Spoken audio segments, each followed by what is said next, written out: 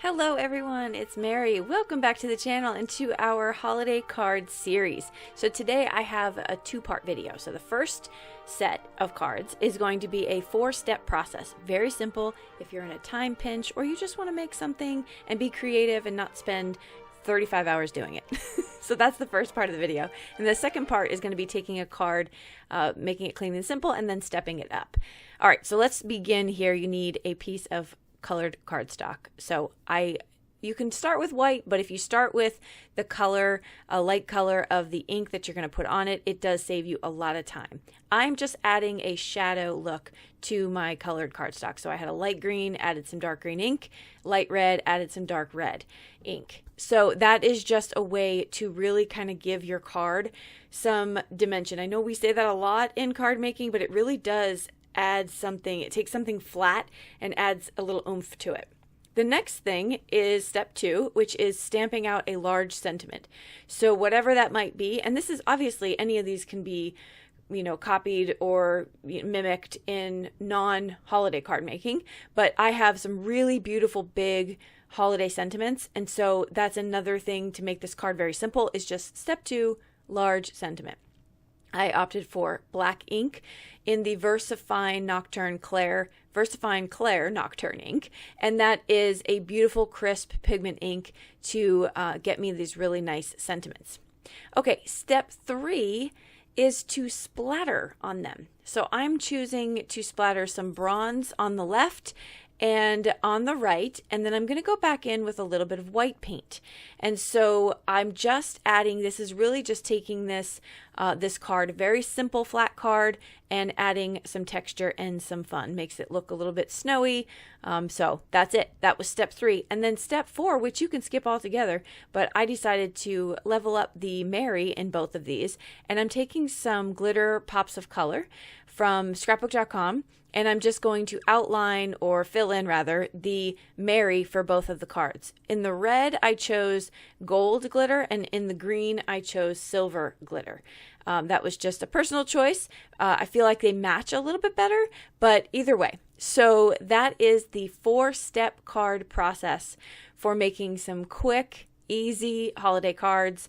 And also sometimes we just want to get into the craft space and be creative, but again, we want to come out with something finished. We don't want to necessarily just create. This is a great option to do that. 4-step card, easy peasy, lemon squeezy. So there you go. That will finish off those cards. So the next set of cards, after I show you a couple pictures here, is going to take a very clean and simple card using the same supplies as Clean and Simple, and then leveling it up to something else. But before we get into that, I want to invite you to the holiday card class event that we are hosting on December 6th. Kickoff starts at 8:30 a.m. Eastern. We have 5 live classes throughout the day. Our guest teachers this year joining us are Juliana Michaels, Marisha Dean, Tiffany Solario, and my daughter Adia. We are going to have so much fun.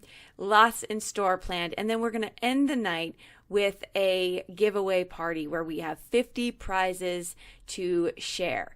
And you get to choose what you want to win. So you'll get all that information once you register. So click this QR code or the link in the description. All right, let's get back to the fun. So I'm going to recommend you pull out a stamp set that you would like to be able to make a clean and simple card and then a level up card. So I'm going to show you some ideas for doing that.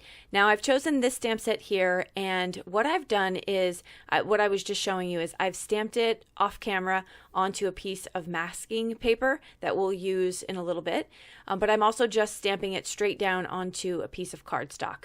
This is I think it's an 80-pound weight from Accent Opaque, and this is a double stamp. So you stamp the lighter color in the solid, and then you have an outline stamp to go over it to make the details of the tree. And then I'm going to stamp out the tree trunk. This is our clean and simple version, so you don't want to overthink this. You just want to keep it clean and simple. And I can definitely attest to having a problem with this. I like to do too much. But is there really too much in crafting? Yes, there is. I have some cards to prove it, but that's okay. It's all creative work and we're getting in there, and that's what matters. All right, so the next thing I'm going to do is pull out just a very, very simple font for my sentiment, which I think is just adorable. And it says, Happy Holidays, does it? Yes, Happy Holidays. How cute is that little text font? I'm going to add just a little bit of an extra because you know me, I got to do a little extra.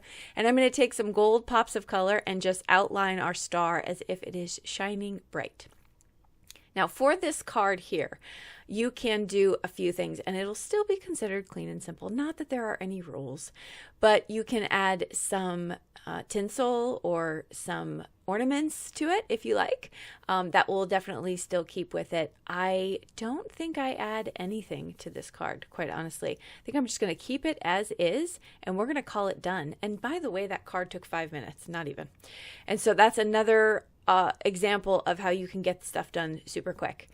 But let's level up this design. So what I've done is I've stamped out my tree. This is the baseline stamp that you would stamp in the lighter color. And I'm going to mask it off onto my cardstock of where I will then go back in and stamp the actual image. So I've masked it off.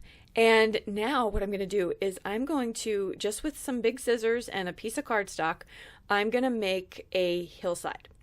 So I'm just going to very smoothly cut. Now, big scissors do help with this. I'll be honest with you, it keeps it less rigid and much smoother to kind of make that cut. But you don't need any special dies for this. I've just created a hillside for my background.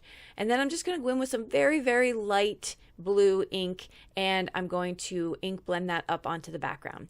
I flip over my hillside that I made, and I'm going to make another. You see this a lot with clouds. So if you're making, if you die cut a cloud die, or if you die cut a scallop die, something like that, you can do the same technique to make clouds. And that's all I'm doing, is making a very subtle hillside background.